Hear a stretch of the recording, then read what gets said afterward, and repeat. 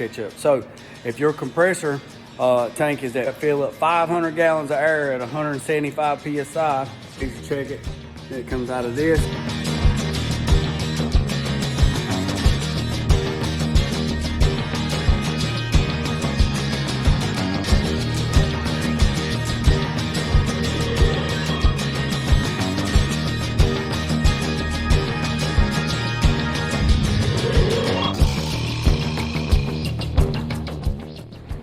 Yo, what's up? This is Jeremy from JJ Innovation Garage in the peach capital of the state. I hope everybody's finer and frogs hers quick 3-way from Sunday and twice on Tuesday. All right, compressors. Tip for today. The best compressor you can get is the highest CFM at 90. I don't care what anybody says. You can have a compressor that pumps 11 CFM at 90 and get a 500 gallon tank. You still have 11, 12 CFM at 90. Now you got a lot of volume, but you don't have a lot of compressor catch up. So if your compressor tank is at 500 gallons and you got 175 PSI in there, but you got 500 gallons of reservoir, when that thing drops down and that switch kicks on, it's gonna run, it's gotta fill up 500 gallons of air at 175 PSI to keep up with whatever you're running, DAs, spray guns, or whatever. That's not enough because most spray guns, they operate anywhere between 10 and 12 CFM. I'm not talking about the cap, I'm talking about the run. So if you're spraying at 40 PSI, spraying clear at the gun, wide open, full trigger, then it takes a lot of air. DAs, my Dyna Hutchins and my Hutchins, they run like 14 CFM at 90. So if I had a compressor that was at 11 CFM, it can't keep up. Therefore, the more it runs, the more heat it makes, and it cools down, it makes condensation, therefore it makes water. Therefore you got water in your line, and you got excessive water, and you drain your tank. So what I have is a 60 gallon Emerson Ram, I think it's 60, or it's 80 gallon Emerson Ram, like a 23, 24 CFM at 90. Then I run off of that tank into a coil, into a bucket, a barrel of water to cool the air down. Then it runs out of that into another tank, which is 60 gallons. So that's a 140 gallon reserve. Then it comes through this line here that came with the rapid air system. I come through here, go through this water gauge here. Then this is what come through. This is what came for the 3/4 hard line from rapid air.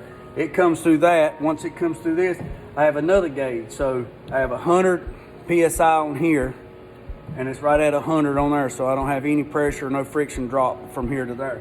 Then it runs up the wall, and then it runs over, and then it goes into a refrigerator dryer. Once it goes into this refrigerator dryer, then it comes out and runs all the way down the wall, drops down, goes to this, goes to my hose reel. I'm moving this paint shaker to the booth. Then it runs over here. I got to cover that up. This was the metal room here, but it's been changed. Runs over here, comes over this wall 3/4, drops down, goes through this hole here. Once it goes through this hole here, it comes out and goes into this block. Once it goes into this block, then it comes down here into this 3/4 line. And right here, I have a pressure gauge here that tells me how much pressure drop I have lost from there to there. And then once it runs over here, it goes down in the ground, goes in the tube, and it runs all the way to the booth. It's 110 feet. Oh, there's Cody. It's 110 feet all the way down. And then comes in here, runs down this wall 3/4 all the way here. Put another pressure gauge to see what my pressure drop was. Then it comes in this Prevost hose all the way around, which is here, this high pressure hose. This is what they're doing when they do installs. It's got a barb fitting. Once you push it on there, it ain't coming off.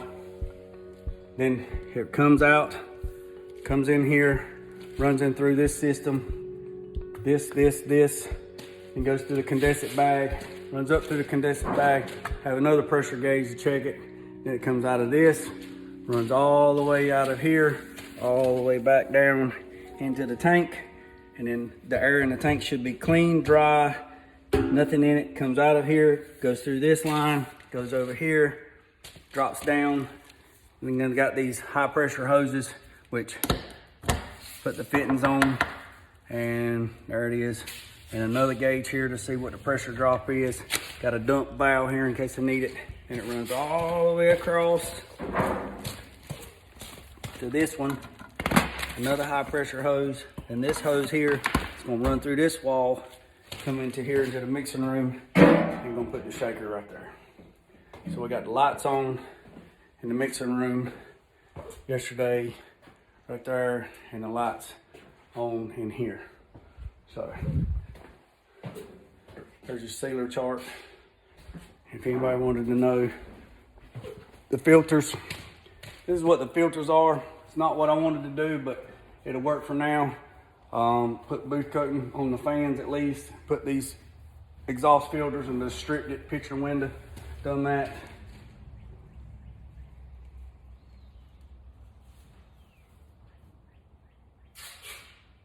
There's Cody. Cody's taping up.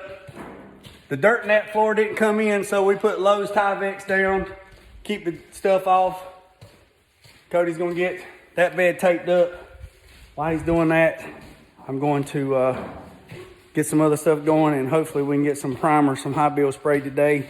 Hopefully, that's the plan. Anyways, it's been a long journey. So, appreciate everybody. Put God first. Peace, love, and chicken grease. I'm out.